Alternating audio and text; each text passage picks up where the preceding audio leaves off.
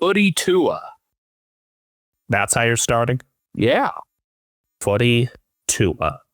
Yeah, I think that's what we're renaming the show. Footy Tuah. How soon till we start our pump and dump scheme? It hasn't started already? That's for you all to decide. Ethan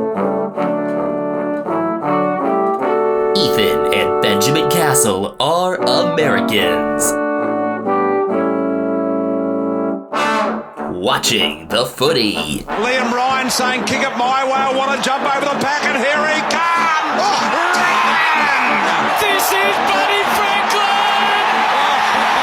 This is the greatest showman! Got the handball off to Myers. Myers looking for the lead of Stengel. Gee, they're good. Gee, they're sharp. Randall Dazzle Rioli. Oh, who else? McDonald! Around the body. Cheers up! From inside the centre square. Boys kick the goal. Boys kick the goal. From inside the centre. Fuck! I can't believe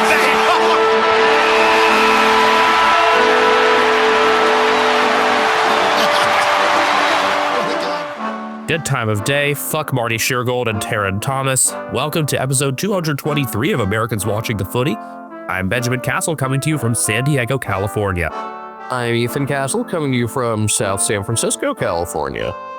And it is home and away preview time because, holy crap, we're less than a week out by the time you're hearing this. This snuck up on us all fast. This is a good thing. I'm almost done with basketball season, and I'm ready for footy, but kind of, you look around, it's like, whoa, are we coming up that quickly out of nowhere? Whoa! Where did that come from? Whoa! Are you getting that same feeling, or? And because I'm so much busier this year. I mean, honestly, even during my senior year of college when we started this, I didn't feel this busy just because of all the things that are going on with grad school and my ridiculous 13 plus hour days right now. I don't know why you're doing this to yourself. Because if I get this done now, I'll be able to be straight in the field come August. It almost sounds like an investment banker, but you're not that miserable. No, it's really rewarding work. I just get tired as hell from it. And I've been going to all sorts of games while I can because that's really going to start drying up come next week. I might hit one more minor league hockey game, and then we know what my nights are going to be like from there for most weekends. I mean, remember we had with our article back with Shannon Gill back when we started, I think you kind of proudly said that you hadn't gone out on a weekend in months. Yeah. As we normally do it for this sort of preview where we've got all the teams to take care of, or just so many different ones to do, any order we make is going to be inherently dumb. So the wheel's ready. Are you? Sure. I am a sweet genius. Are you? I hope he's having a nice day wherever he is. Away we go for the first spin. And the first team we'll be previewing is one that is actually playing as we're recording this, that being the Western Bulldogs. And it looks like Marcus Bontempelli left that match sim against Hawthorn very quickly, or was a full preseason fixture, I guess, at this point, because of the concern around his calf. As if they don't have enough problems already. Yeah, this team has a bunch of injuries to begin with. Not to mention, they had a lot of outs and very few ins. A team that I didn't think, I would call them one of the losers of the offseason. I don't think that's a very bold thing to say. Well, Bailey Smith obviously is a cat. Now, that's the big one. He'll be facing Caleb Daniel pretty quickly because he's with North. Jack McRae gone to the Saints, so a lot of experience gone. Maybe Jack McRae can actually, play all the time and not be a sub. And the funny thing is, based on what kind of outs they have right now, Jack McRae would totally be in the starting 18 at the Bulldogs for round one this year. I mean, would he? Because it would be so on brand for them to do something really infuriating. With Adam Treloar out, and Richards questionable, and now this stuff with Bont as well. Richards, I think, was probably our biggest mover and shaker in terms of the Bulldogs list last year because we saw his versatility. We know that he could establish himself as a mover and a somewhat physical presence at halfback. but he took his game more into the center last year and fit in really nicely. So I was looking forward to watching that right away, and now we don't know if he'll be there in round 1, which is against North. And then round 2, they've got a home game at the G, which will not feel like a home game for their centennial. Because it's against Collingwood? Yep. Well, the Saints did that for like their 150th, and it worked out. So hopefully enough Dogs fans will show. Yeah, their early schedule is really nasty. After Collingwood, they've got Carlton, then an early trip to Freo. Usually that's been the Len Hall game for Anzac, but guess that trip's been moved up. Then they've got the Lions at Norwood for First of the year. Or I think we might have used it in the... We used it in the prior episodes. By the way, the Brisbane Lions still not getting an Adelaide Oval game in. That rubs me the wrong way. Then Saints, okay. GWS in Canberra, Port out at Ballarat, Suns in Darwin, Bombers, and then a trip to Geelong. These guys could really put themselves in a hole. Like, if they can just stay afloat through like their round 12 bye, if they could just get to that of like even 5 and 6, you'd have to feel decent about their chances because the run home is a bit more forgiving. They're double Brisbane, Essendon, Freo, GWS, North, and St Kilda. So they'll get a couple cracks at a couple of their former players, then the ones that they just traded away. As for who they brought in, Matthew Kennedy goes into another situation where he might not be playing a lot because Luke Beveridge is Luke Beveridge, and he's going to have to work for it right away. The guys that we know are going to be out for round 1, I mentioned Treloar. Jamari Ugle-Hagen's still going through some personal stuff. I know he's back at training, but he won't be there for at least that first round. Liam Jones has a hamstring injury. Jason Johannesson also did his hamstring because Jason Johannesson. Anthony Scott recovering from an injury to his kneecap. And as we mentioned last time, Cody Waitman won't be seen for the first half of the year because of some damage to his knee. He's got a bipartite patella, which I mentioned is the situation that Andy Murray dealt with throughout his tennis career as well. Jason Johannesson is starting to get to glass bones, paper skin territory. I was born with glass bones and paper skin. And that's a shame because I think a couple years ago, he was playing really good footy until he got hurt. With Liam Jones out, I wonder if the door finally does open for Jed Busslinger in defense because it seems like it's been coming for a year or two. And he signed an extension last year. The WA native, their first rounder from a couple years ago. He was your sleeper last year, Ethan, but hasn't been seen at the big time yet. Yeah, that one really surprised me that they never went to him with everything that went on last year. Joel Frazier kind of passed him up in the hierarchy at one point. Now, Frazier, I don't mind as a mover, but in terms of the actual defense, there's still those questions there. And you've got a group that's aging. It has already aged out some. No Daniel back there now, although he was moved forward a bit in the past couple of years with Liam Jones out right away. And also Alex Keith has retired, the former cricketer. Oh, speaking of cricket, did you see the big upset? England losing is not an upset. To Afghanistan is significant. Still doesn't feel like an upset. It was a fun watch. I was like fighting to stay awake at the very end of it, but it was entertaining. It went from being on in the background for me to actually having my full attention. Bummed out that Australia-South Africa match got rained out. Was really looking forward to that. It's so fucking dumb that they don't just, reschedule games that get rained out. Or have makeup sessions for most tests. Just stupid. Stupid, stupid, stupid. Last year, the Bulldogs were the only team to not lose 3 straight games all season, but they only had one winning streak of more than 2 games. It seemed like there was no continuity in a lot of their game between one week and the next. And despite that, their average for points for and points against was very high. They had the second best percentage at 125.1. So what's missing here? I mean, some of the fullback questions I think are very warranted. At halfback, though, Rory Love, I'm surprised that worked. Remember when the early story for him was a questionable TikTok with him and his partner? Yeah.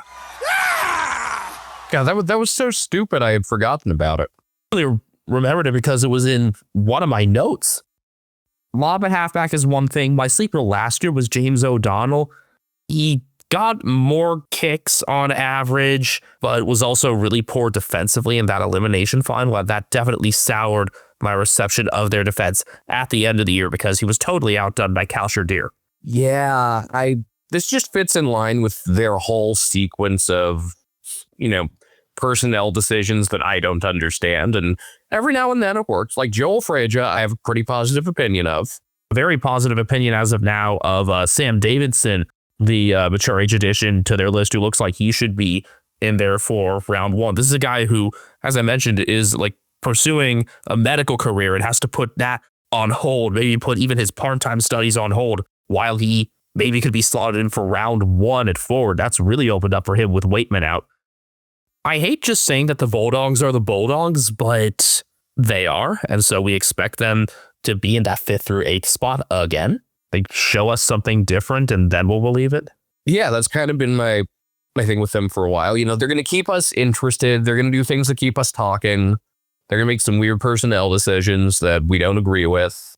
But maybe these injuries will kind of force their hand a bit with personnel, which could make things... They might have less liberty to make perplexing decisions at the start of the year, at least. And then things will get really funky, like when guys start to get healthy. Or this could just be the team that gets hit with the injury bug this year. The wheel lands on a team every year to just have awful injury luck. Happens in the NFL too. And maybe this year it's the Bulldogs' turn. But none of these injuries so far seem to be like super long-term other than Waitman. So I'm willing to wait before declaring them the injury team for this year. Waitman and I guess Johannesson, depending on how his recovery goes. Do you have a sleeper pick in mind for the Bulldogs, Ethan?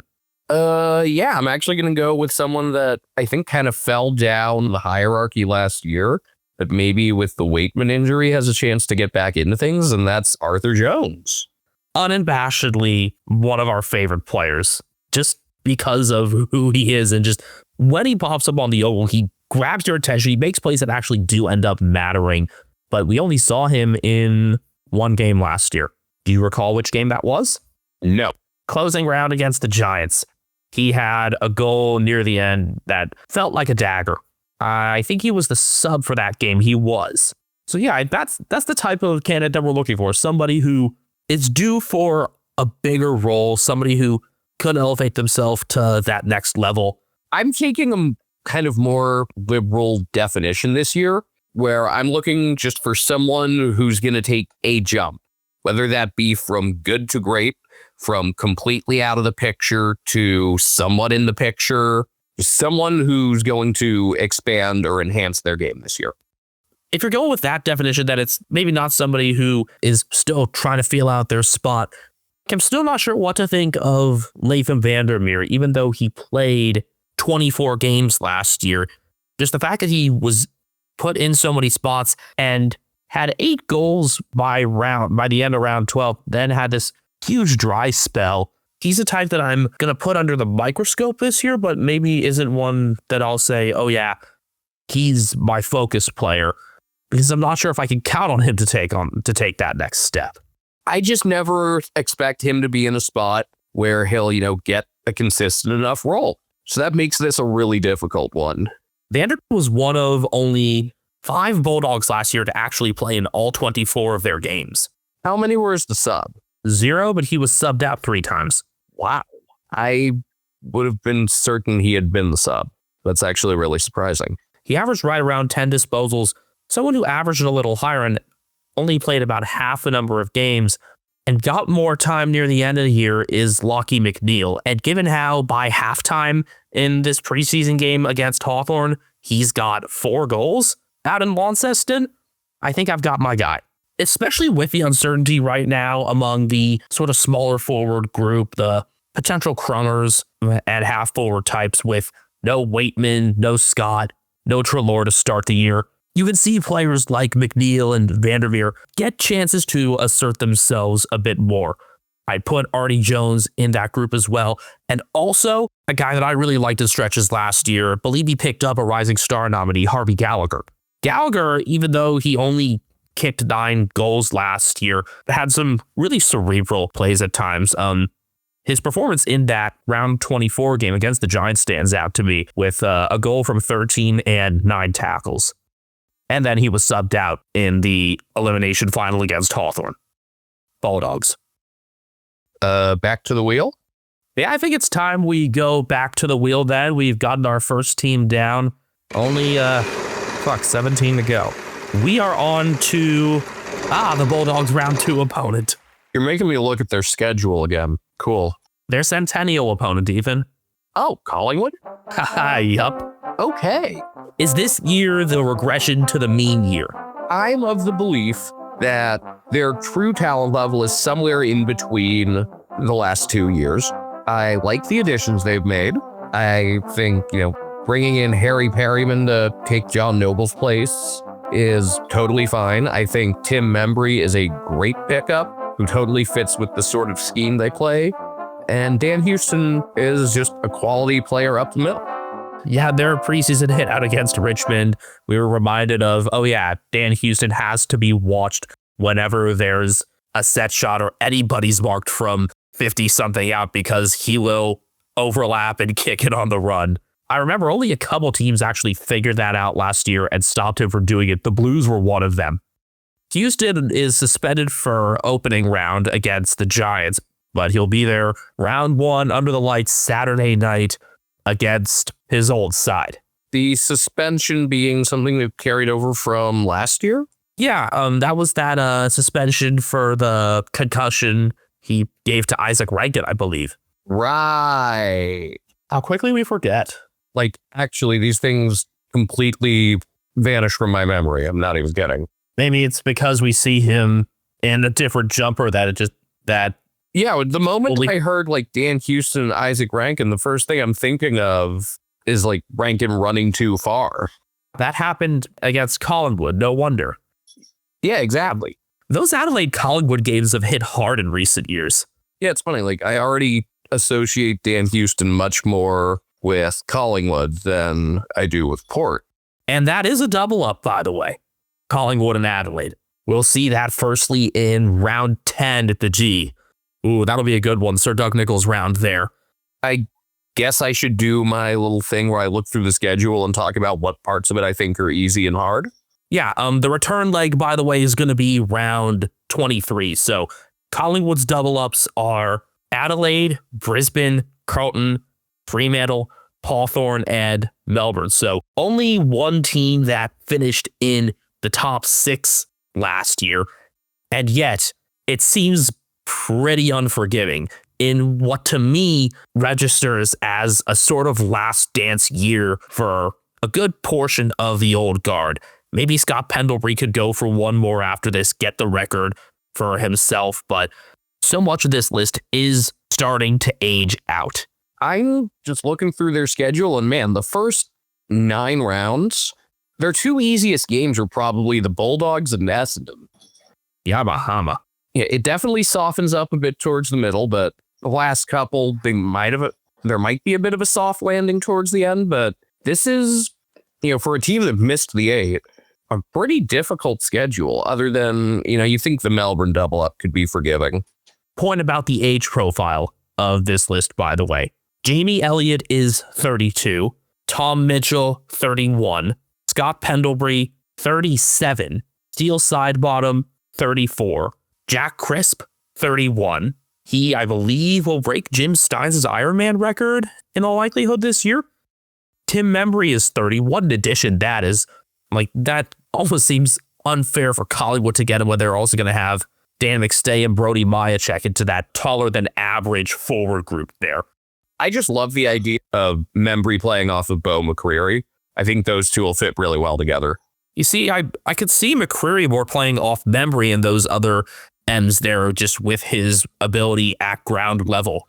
And Jeremy Howe is 34, and Mason Cox is turning 34 in a couple weeks. So if you're going to have another flag for Collingwood, it's got to happen this year, you'd think. By the way, I love seeing on the Collingwood website, on Mason Cox's page, one of the photos is him obviously silencing the crowd and recruited from Oklahoma State University. That's pretty great. It usually says, your state level club and your junior team or like your under 18 side. Like for Harley Reid, it's like Bendigo Pioneers and Tongala. I think after this year, the discussion around Collingwood will really shift to like how quickly do they bridge the gap to the next generation?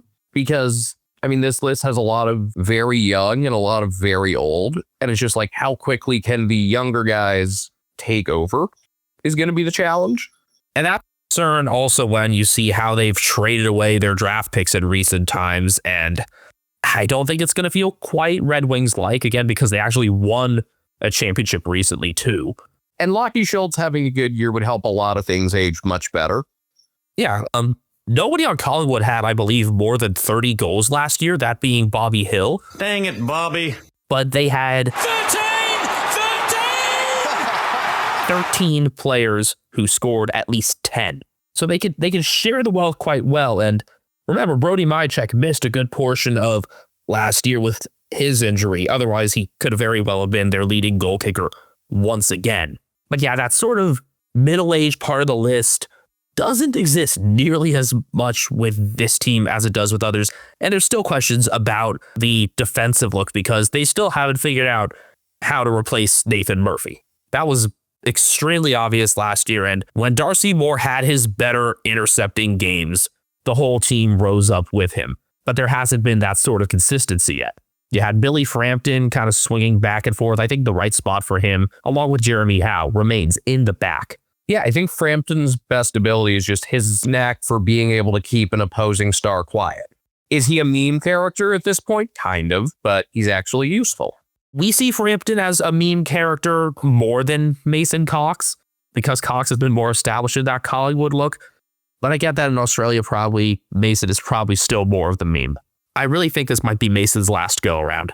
I think that's definitely possible. But I think Frampton's kind of more of a meme because, there are people that really love Mason and really hate him. I don't think people have such strong feelings about Billy Frampton.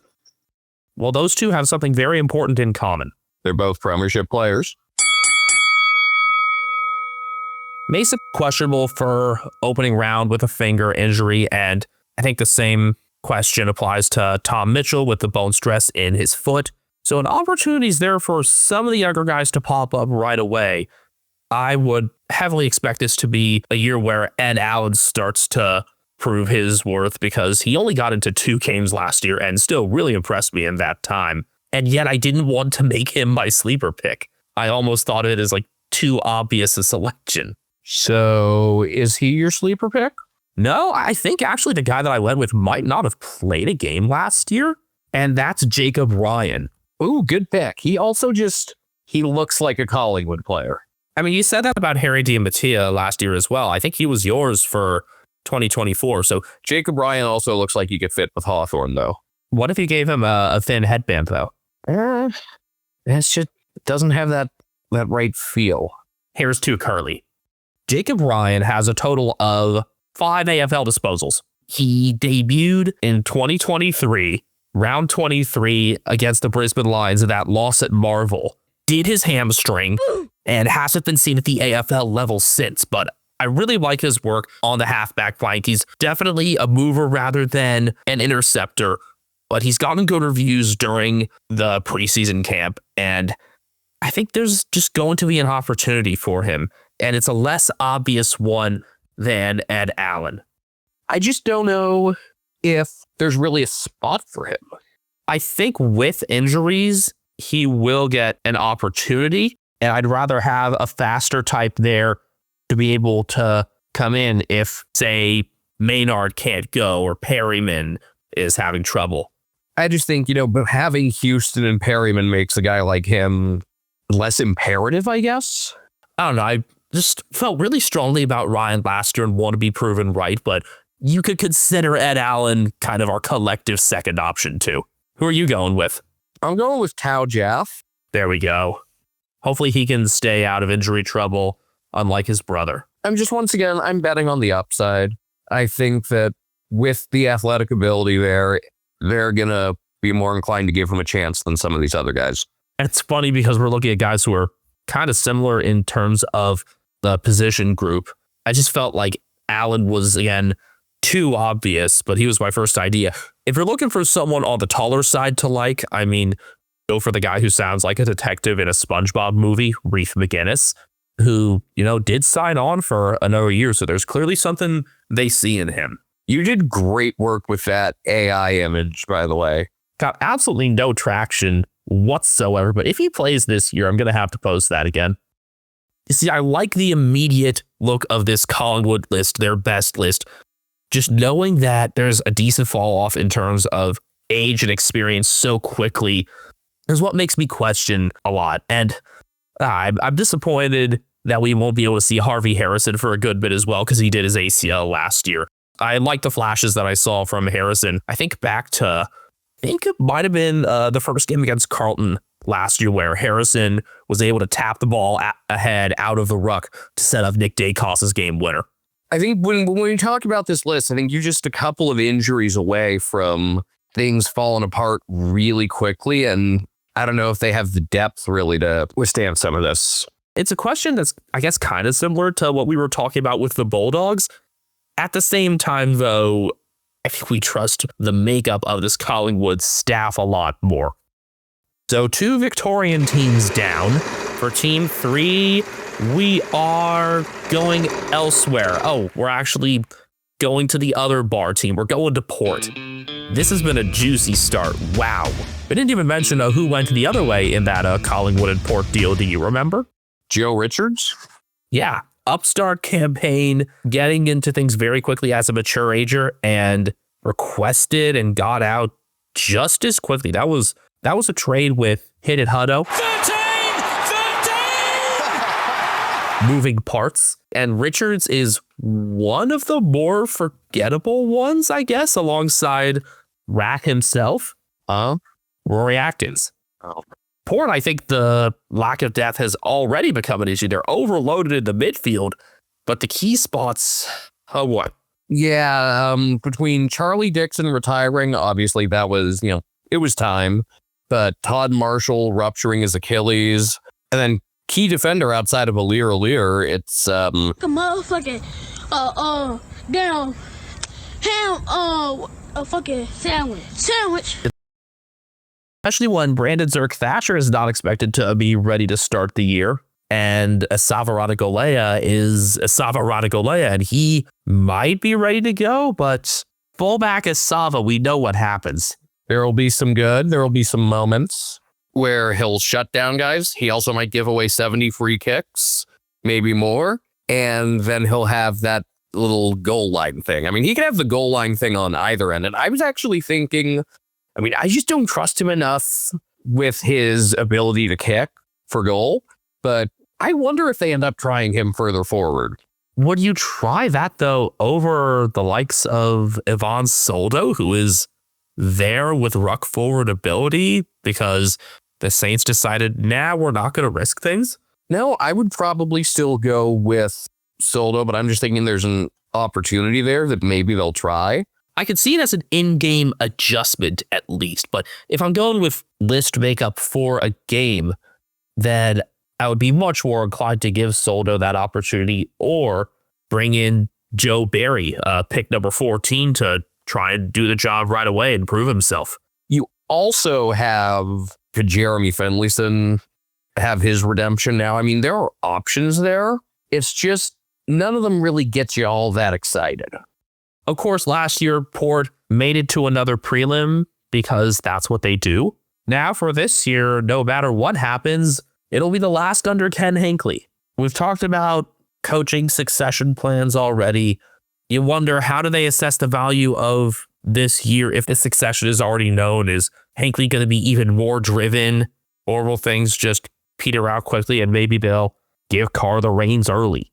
I just think it's all really interesting with, this whole timeline they've been on where, I keep asking, how long should the leash be?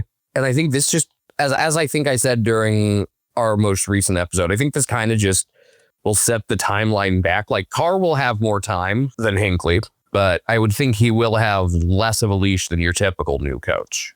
Or what if, I think this is unlikely, but what if this could be like a Gerard Mayo thing where it's like the successor is just there to take the fall.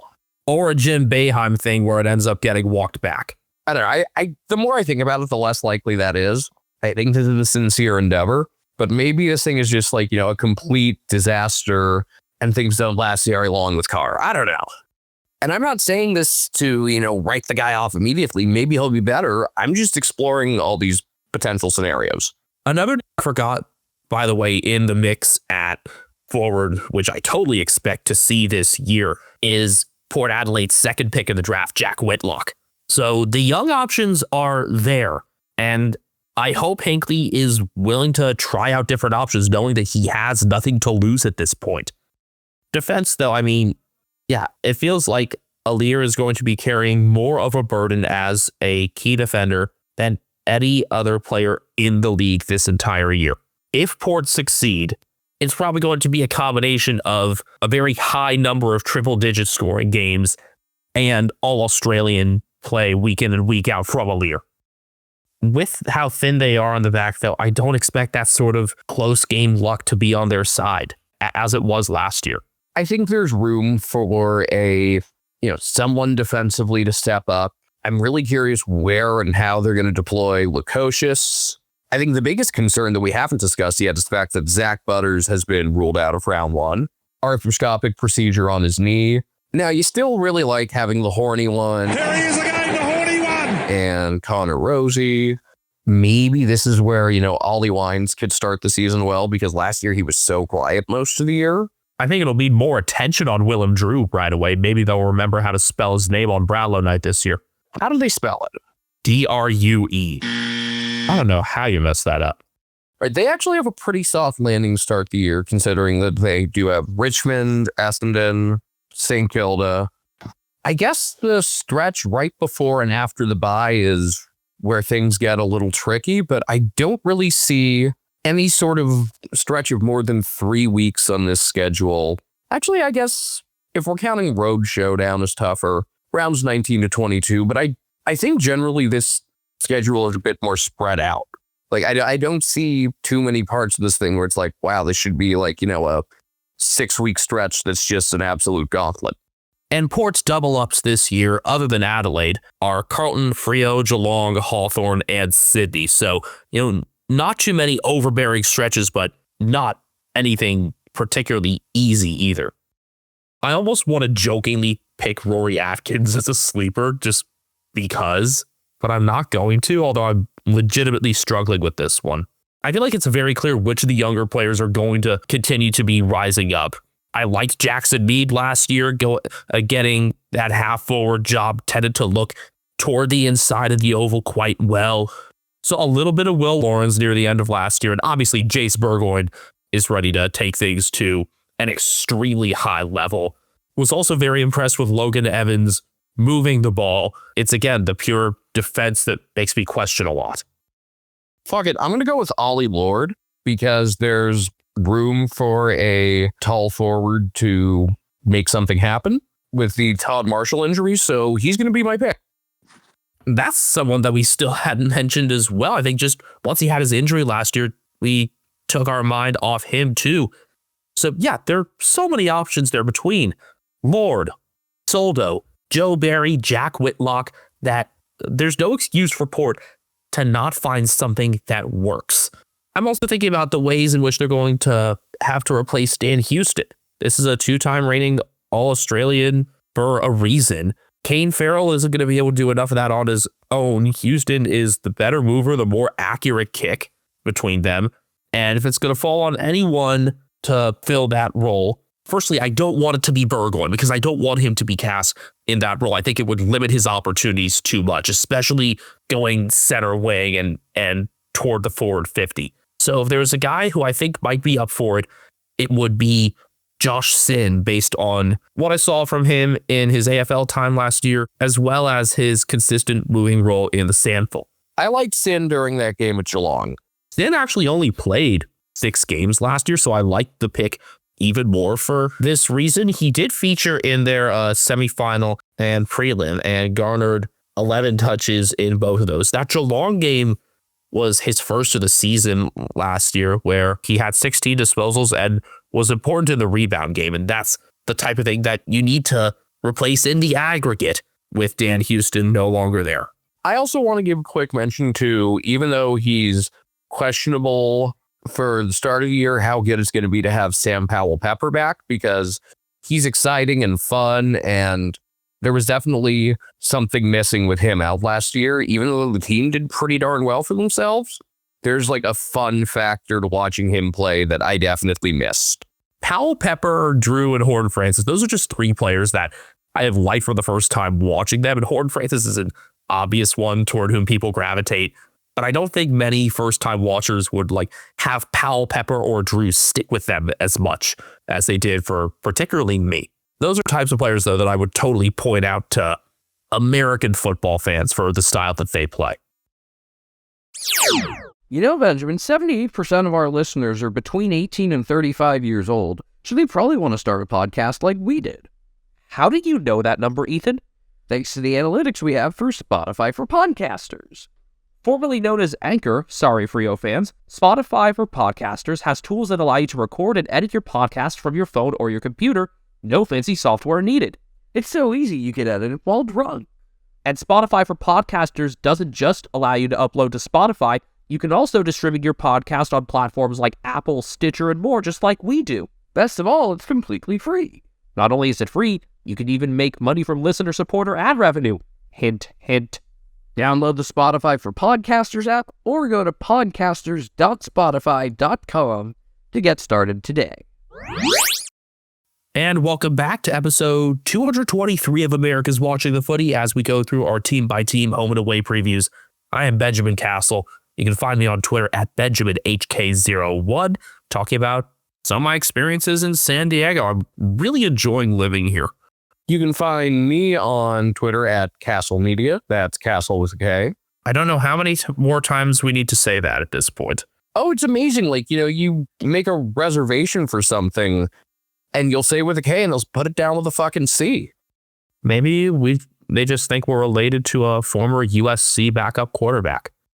For our footy things, you can find us on multiple forms of social media at Americans Footy, including YouTube and Instagram, as well as Twitter. And our executive producer is where right now? Walking around elsewhere, not in the room, but he's on Instagram at CatDamnGrind. I actually posted a photo on there. How many 4-year-olds do you know that are executive producers? DJ Collins kids. Is Assad also? Nah, Assad's got to be older than that now. Yeah, but he was younger when he was the executive producer. It's time for the wheel to work its magic again. We go back to Victoria again with the Saints, who did not offer Callahan $17 million over 10 years or whatever was rumored. I totally forgot that was ever a thing. How do you forget when it was just a day or two ago? Oh, sorry. I feel like that was something that had been like talked about months ago. The fact that it was that ridiculous of an offer? I don't think so, but Finn Callahan has re-upped with the Giants, and I'm very happy about that, but it's Saints time right now. I say with the same energy as one would say it's Morbid time. Yeah. It's Ross Ball time. The way the Saints finished the season last year, I definitely took a more optimistic view of them. Yeah, they won 6 of their last 8. You know, my first introduction to Ross Ball, it was kind of, I wasn't a huge fan. I was like, ew, what is this? This is not fun at all. And a lot of times it's not fun. That remains true. But I think he is pretty good at making the most out of what he's got and really good at concocting different game plans for different opponents. I just constantly wonder if their player evaluation is great. And I wonder if, this sort of style is ever really going to, appeal to anybody other than maybe a key defender. It's not exactly going to help you with free agency and stuff. Well, it appealed enough to Jack McRae. I think that was also just he wanted a situation where he could really feature quickly and be like a significant midfielder. He'll be a worthwhile addition, and they did have 2 top 10 picks in November. While Alex Toru is still on the mend, I am really excited to watch Toby Travaglia right away, just adding into that younger midfield group, get him running with guys like Darcy Wilson, for example, who I really enjoyed his first year last year. I mean, I think a 6 strong class of debutantes for the Saints last year. I just think of this team as like, I don't know how they're going to get there, but they're going to end up somewhere in the middle of the pack. I feel pretty confident in that. Like the top third would be a shock. Yeah. Anything else is on the table, though. And there's a chance that they could dig themselves into a hole decently early, considering the potential for them to be missing a lot of guys for the start of the year. Questions persist on Liam Henry, Jack Sinclair, Rowan Marshall, and Max King. Not to mention knowing that one of our favorite Saints, Matthias Filippo, is going to be on the mend to start the year with a stress fracture at his femur.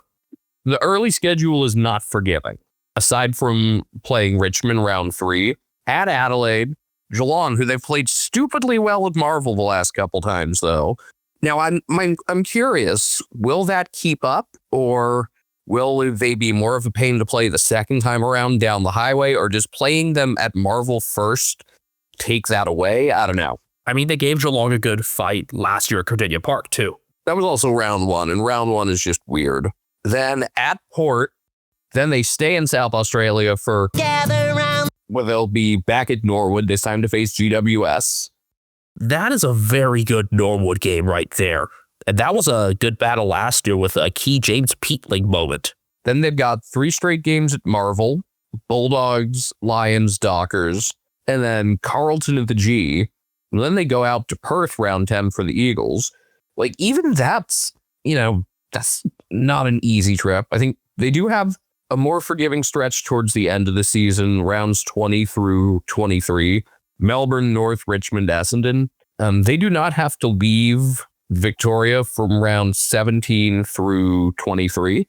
That's very similar to Essendon from last year, I believe. Packing their bags and going nowhere. Also, they've got back-to-back Fridays in rounds 8 and 9, taking on Freo and Carlton. Never would think of St. Kilda as a team that's going to get back-to-back Friday games. Promote the younger guys on this Saints list. And, I like that. I mean, yes, please market Nazaya Wangani Miller for what he is worth. I'm a huge proponent of Nazaya, and he was one of my favorites to watch last year for them, and also in the Indigenous All-Stars game. Let's not forget how this team can play at speed. When Ross lets them loose, they end up fun. Look at what Jack Higgins did last year, a good way into his career with new highs for goals and assists in a couple fewer games. Have that with second-year Wilson, that big debutante class from last year maturing, and 2 more top 10 picks. This is another team that, if they can tread water for the start of the year, then finals might not be out of the question. And being able to double up against Richmond will definitely help. I mean, it should. Richmond and Melbourne are double ups for them, along with the Bulldogs, GWS, Freo, and Geelong. The defining player loss for this team is obviously Josh Battle. What's a battle? But I can think of a couple guys who are ready to take that next step in defense. And I can already see, Ethan, you've claimed one of them. Yeah, Ari Stonemaker, really liked him in the few games he played last year. Known as a really impressive long kick out of the back. Importantly, a left-footed kick, I believe. And yeah, without Josh Battle, he instantly becomes more significant. Although I think there would have been room there to begin with. I find it really interesting that Riley Bonner got delisted after having one of the most stat-paddingest games ever. What's a Bonner? 30-plus disposals, but also, 16 turnovers, I think it was? I know the game you're talking about. Yeah, I think it was, 32 disposals, 16 turnovers in that Essendon loss in round 3. And then he had very much a less is more game the next weekend. Gather round. Played 19 games, but not brought back. I think the Saints are really wanting to commit to this younger group here in defense. And if that's the case, then Schoenmaker ought to be part of that right away, along with Angus McLennan, who's a bit shorter, but who is very willing to be physical. I liked his cameos at the end of last year. Fought through some stress fractures in his back to play in some of the final few games for him. So last year, let's see, it was McLennan, Schoenmaker, Angus Hasty, Darcy Wilson, Hugo Garcia, and Lance Collard. Yeah, that sounds right. I mean, I have really liked their young personnel for a while. I think they've drafted really well lately. I think the concern is just can they ever do anything within free agency or trades to make themselves an appealing landing spot? I feel like that's going to have to come with some more success for Ross. I mean, there's a reason I've been talking up that half dozen debutant group from last year, these top 10 picks they're adding in. And Hugo Garcia is my pick, by the way, because he just somehow did not get enough respect. He was an unused sub against Essendon in round 20. Didn't play a full game past round 9 last year, but has been talked up very favorably by players.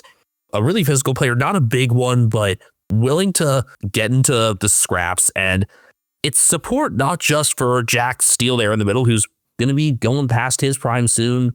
I mean, he already is, but we don't know how marked his decline might be. So that's an important piece to have in there. Plus, you're supporting the other midfielders and half forwards. And if you're trying to bring some more chaos and faster play into there, then Hugo is going to be the type of guy to help with that.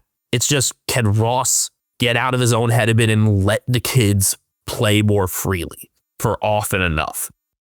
He did that at the end of last year, but I just wonder what could have happened had he done so earlier. Because this is a Saints team that won 6 of their final 8 games, and against some quality opponents too. The more I look at it, the more I talk myself into this being a sneaky, decent team. But I also just get the feeling that there are going to be times when they can't get out of their own way and they're so set in doing Rossfall things that it becomes their undoing. Yeah, that's the same concern that I think a lot of other people have, myself included. Just looking at their close games last year, in games that were decided by 10 points or fewer, the Saints were 5-6. I just think back to like a couple of the really frustrating games, one of which they won, the really ugly Suns game, one of which they lost, the Hawthorn game down in Tasmania. You see, I think about the Swans game that they won instead. Oh, yeah, because you had to walk. And I met a Saints fan on day 1 of that. Oh, yeah, you finished that. Did we ever even discuss that? Not sure if we did, but yeah, it's been a few weeks now since I made it to the handprints out in front of the TCL Chinese Theater in Hollywood. Even though, there was a decent amount of pain and blistering, it was really enjoyable to see Southern California in that way. I don't know if I'm going to be down here beyond, July, and this is not an experience I would normally undertake. I mean, normally if I'm making my way to LA, I just take 5 and go more coastal, but I couldn't do that because I had to go around the Marine Corps base.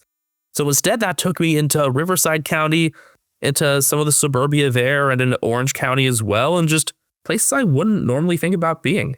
The one thing that's disappointing is that you didn't get to, do something with the nuclear boobs. We've mentioned that at San Onofre, Hong Kong. Where can I see the Saints finishing this year? Anywhere between 7 and 17. I feel like pretty unlikely they would go anywhere below 15. I can't see them below any of North Richmond or West Coast. Get back to me about North. Okay, now I'm intrigued for talking about them. I don't know, it just feels like a right place, right time thing for them. And I just can't think they can't be languishing down there forever. For the Saints, we haven't also mentioned just the ruck and forward situation there. They did bring in another couple rucks with Harry Boyd and Alex Dodson coming through. So there's backup for Rowan Marshall. I'd love to see more of the versatility out of Marshall and bring in more of a tandem for him like they had between him and Paddy Ryder for those few years. And forward, other than Max, can Cooper Sharman keep up what he did near the end of last year? Because, the scoring's got to come from somewhere. Sharman had a stretch between rounds 17 and 23 in which he had 6 multi-goal games out of 7. That's the type of stuff that they're going to need. Did he have a really good game against the Eagles? Or I'm thinking of Membry, aren't I? In round 19 against the Eagles, Membry had 5 and Sharman had 2. And yeah, Membry's loss is another reason why Sharman's going to have to step up. I can't believe that the Saints let Membry get away. Let's see. Round 20, we gave him 3 votes against Essendon. Sharman, yeah. But just about Membry, again, I mean, because Collingwood already passed, it's a good time to mention it. He's one of the most accurate volume shots in the AFL still at age 30. 30 goals, 9 last year from 19 games. Just is remarkable. And knowing that he's not going to be the guy, but that it will still be by committee for him at Collingwood, I just see things really working out for him in this next year or two. So, Saints, D-listers remorse could really be on the table. On to the next one. Yeah, that's our 4th through. I like how we've had somewhat of variety in terms of list finishes last year. We haven't had, any of the real bottom yet. And we're going to change that because Richmond has popped up. All right. What is this team going to do to keep me captivated past, round 5 or 6? That's what I want to know. Well, Geelong gets him twice. I know, and there's a chance, depending on when I go, that could be one of the games I go to. I'm looking at somewhere between round 17 and 21, and I'm going to probably wait until fixtures get dropped, so that'll come sometime in early May, for round 15 and beyond. And as soon as that drops, I'll just book everything, is kind of my idea. Have fun. It's unfortunate with my program schedule timing that I'm going to be finishing up that 3rd week of July, and then from there, either I'm setting up a classroom right away or moving back, depending on where I get a job.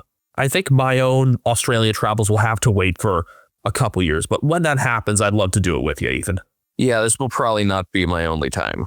Probably. Definitely. Richmond's other double-ups, Gold Coast, North, West Coast, the Saints, and for the first time in a good bit, I think, Essendon. No, they've doubled up with them a bunch. It hasn't been that long. And these past couple years, I believe Dreamtime has been their only meeting, though. I think for the last 2 seasons, but that's about all. I know, maybe that's just an expectation I have with the Big Four. They doubled up every year from 2011 through 2018, and since then, their only double up has been 2022. Yeah, so they hadn't in the last 2 years. I knew that part. Did they not double up in 21? Nope, we've only seen it once since we started watching. Obviously, all the focus for Richmond will be on the Uze 7 with how it ended up shaking down. Starting with Sam Lawler at pick 1.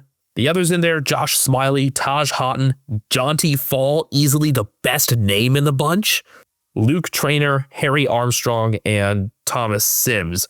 But easily, my sleeper pick for Richmond this year is North Melbourne's 2025 first rounder. Which deal was that out of again? Remind me. I believe it was North trading back in at the end of the first round, and they had kept trying to trade back in, I think all the way going back to pick 8 or 9 or something like that to clearly get Nat Whitlock. And it ended up finally happening at 27. Okay, because I was also thinking of, West Coast just giving Carlton that pick. That happened too. And speaking of, that was part of the Liam Baker deal. I mean, we know about the departures for this team. You saw 7 premiership players for Richmond depart this offseason. They saw the writing on the wall. They're going full rebuild, and it's going to take a couple years, and I just hope Adam Uze doesn't take too quick a fall. I don't think he will unless it's a complete disaster. I think this organization has a good sense from where they've been to be patient, to stay the course with this sort of deal. My persistent thought with this team is it can't be as bad as last year. Honestly, maybe the record can be worse, but in terms of just the vibes around the club, you'll at least have this youth movement coming in. Lord help me if I'm wrong, but I just can't think about them having just that awful run of ACLs like they did last year. Yeah, they were one of the teams that got hit hard with the injury bug last year, and usually someone else gets it each year. Currently recovering from ACLs, you've got Juddy Clark, Josh Gimkus again, Mykelti Lafau, which honestly felt like the most disheartening of them, and Tyler Young. In terms of where the stability is on this team, Nick Lawstone. Yeah, outside of him, there really isn't all that much experience anywhere. Toby Nankervis, I saw as being on a bit of a decline last year. And, you would say Noah Balta if he weren't suspended for the first few rounds and awaiting sentencing for assault. But yeah, with Nankervis, you wonder, can he salvage something and have a really good year, or is he going to cross into just full-scale goonery? because, he's done some stuff to get suspended in the past. So don't know at this point if Samson Ryan is going to happen. And so that leaves the question, like, what's the next option? We're going to learn a lot about next options and hierarchy this year. So that at least is good. This seems like a team that should end up playing more guys than almost any other club. I would think they're going to end up trying 35, 40 different players getting an AFL game, something in that level. I mean, what is it? You have 44 on your list? Yeah, I would think a lot of these guys are going to get games. Going to be a lot of debuts, probably not a lot of wins. I mean, what is the best case scenario record-wise? Because I think, let's note that the best case scenario for this team is to probably get the number 1 pick again. What would be like the best case scenario in terms of, possible wins? 5? I've named Clive. I can't see it going much higher. It's going to be a filling out year on absolutely every level, and I just remembered who could actually be that next option behind Toby Nankervis in the ruck. Monte Colina?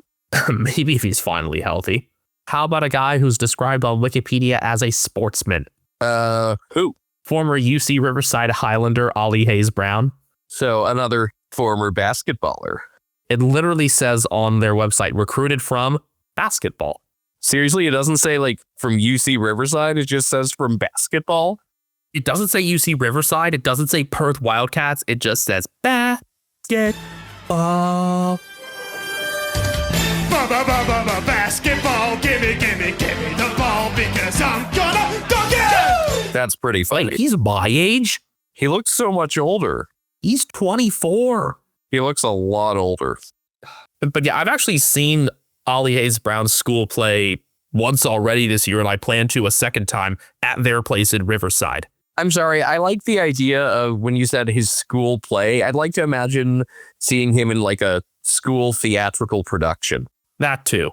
I've also seen Matthew Owie's college basketball team a couple times. Got absolutely spanked when I saw him last Saturday. Hawaii losing to UC San Diego by 37, was it? 39, sorry. 83-44. Jeez. They got draxed. Glounced. At least I got a bobblehead. What was the bobblehead? A King Triton bobblehead that one of my friends that I went with, who's an alum, was able to get me. That's awesome. Yeah, so I've got a San Diego State bobblehead and a UC San Diego bobblehead now. Back to this Richmond team. I mean, what can make them interesting so that we aren't, just trying to drag ourselves through these games where it becomes just whichever one of us, because there are going to be times when games are going to get split up with overlaps and stuff. It's whichever one of us doesn't have their game is probably just going to end up skipping it a bunch of the time. So I just want to figure out what's going to keep us compelled. I feel like it's going to have to be that individual thing, or just wondering who the hell out of this young group's going to end up decent and the best and fairest out of all of this. I'll name my sleeper, by the way, an actual one. It's Jacob Bauer. If he has a tall off whom he can play, whether that's Tom Lynch praying he can actually be healthy, or if Lafau comes back and can help him, I think Bauer could be a really useful one there in their forward 50 because the athleticism is undeniable. Good hands and all. It's too bad, though, that Jacob Bauer is not wearing number 24. Yeah, I think who I'm taking as my sleeper for obvious reasons. It's Steely Green.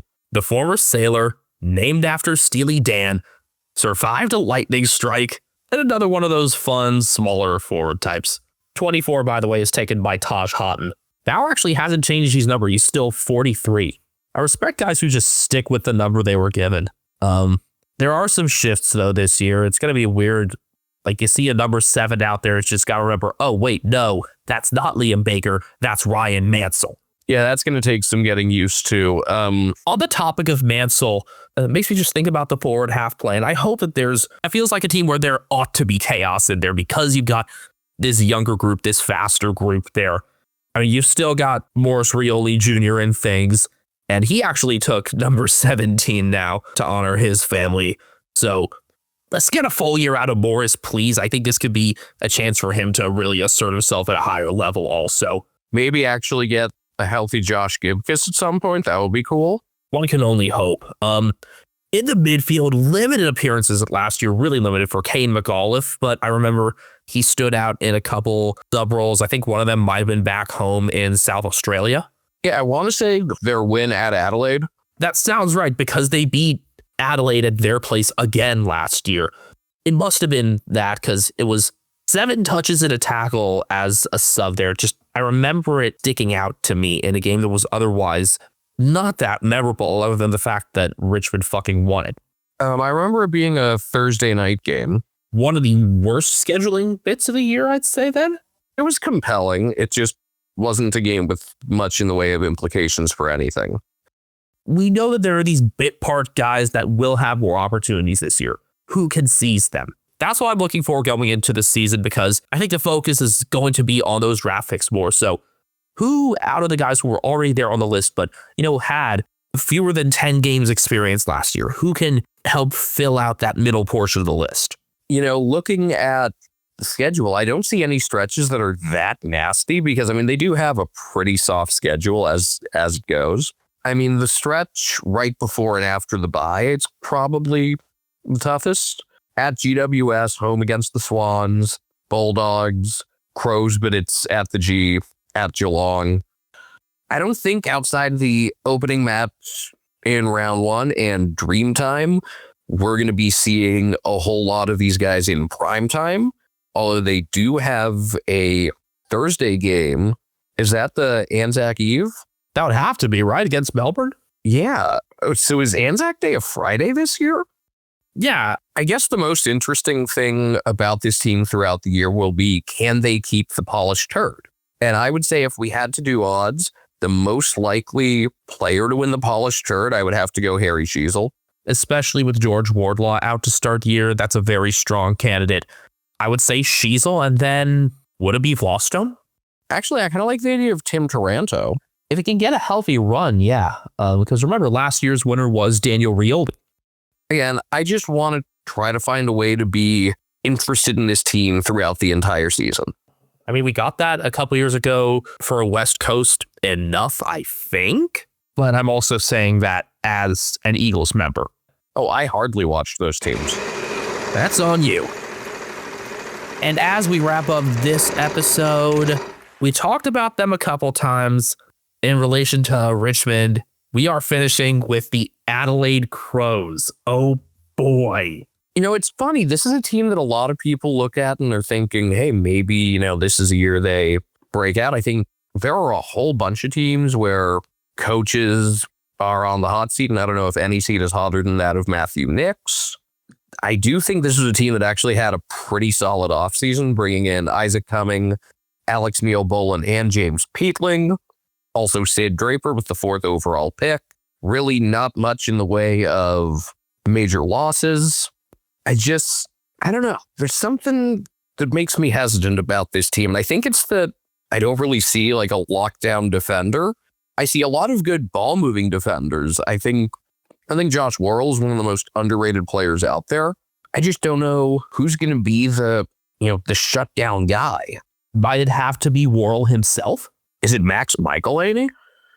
You see, Michelini can play above his size, but he was also pushed into the middle last year. And I personally, 1, did not like that move for his growth that much, and 2, wouldn't do it as much now considering the additional depth you brought into the middle. So if Michelini can stay back into more of that halfback job and still be his physical self, I think that's the best move there. Though we don't know if he's going to be there for round 1 against the Saints because he dislocated his thumb a little while back.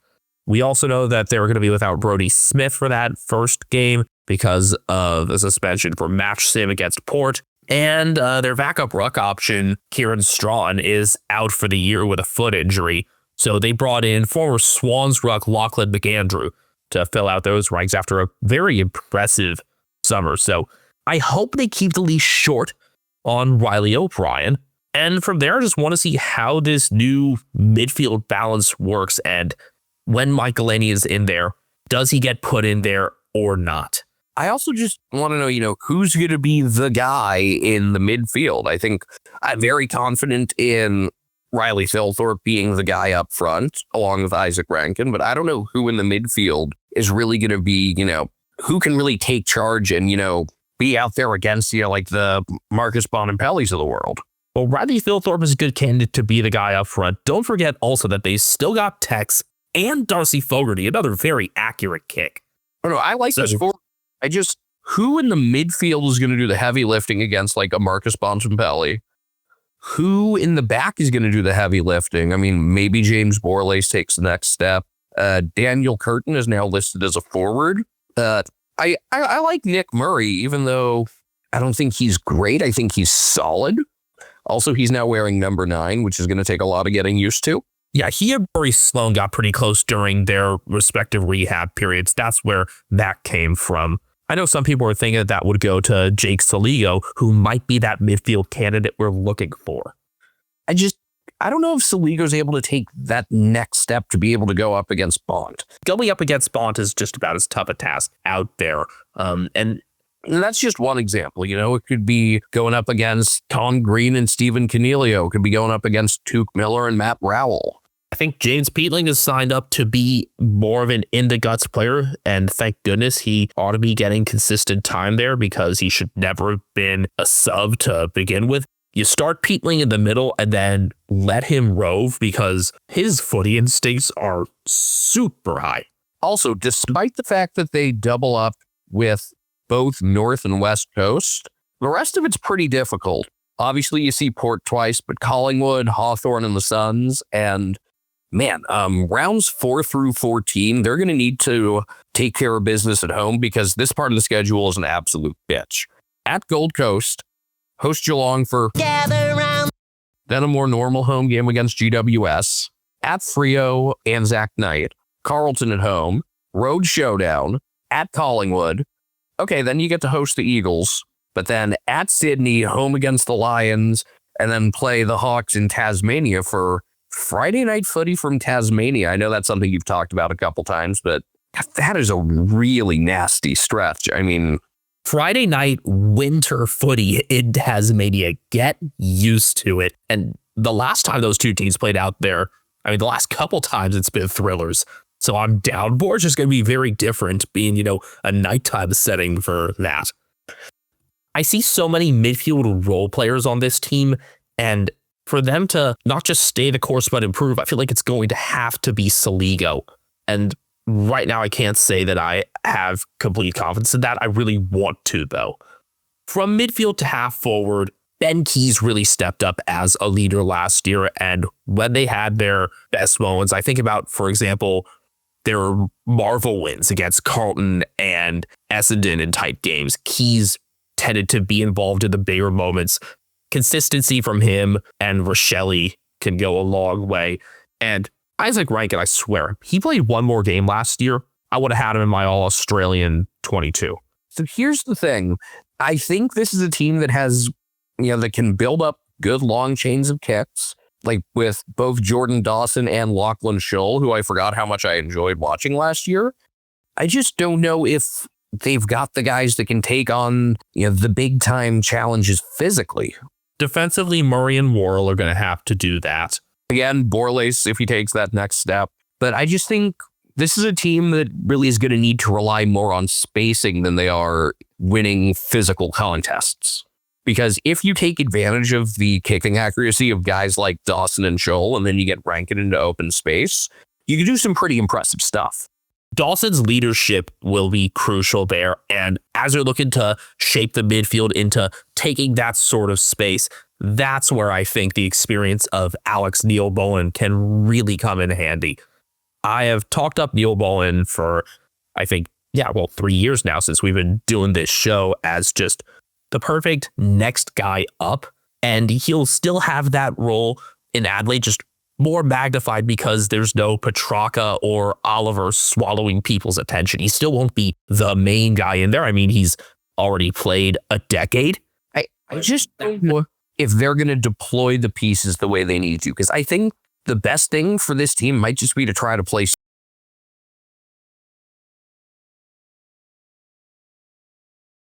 into that, and I don't know if they're going to do it. I see a lot of slingshot ability there. You'll be more careful going out of the back, and it could look a little Simpson-esque, but you got to seize your opportunities as soon as you see them.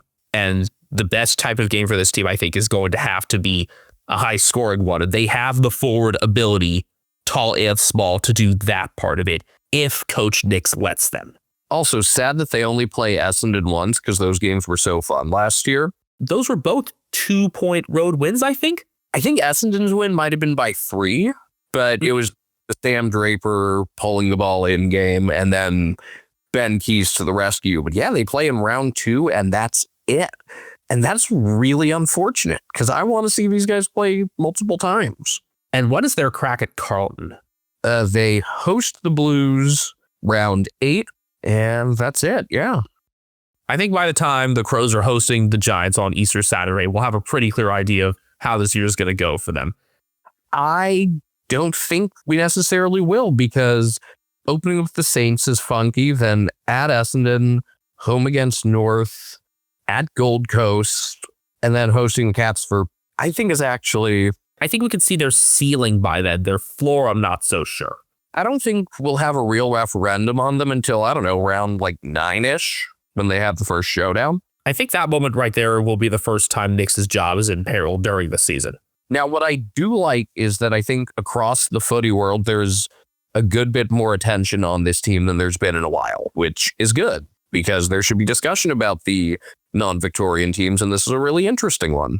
It's a team of a lot of role players, and I definitely picked one of those for my sleeper pick. You were talking a lot about Scholl, Ethan. Did he end up being yours? Yeah, I couldn't really think of much else, so I'm going to go with Scholl just for, could he take that next step? Like, we gave him 8 votes in America's Brownlow last year, and the umpires gave him... Nothing! Now get out! Which games did we give him votes for? Rounds 11, 18, and 22. 11 was the win over West Coast, 18 over the Saints, and 22 over the Bulldogs. That last one was a more important rebounding job from him, which we hadn't seen nearly as much of.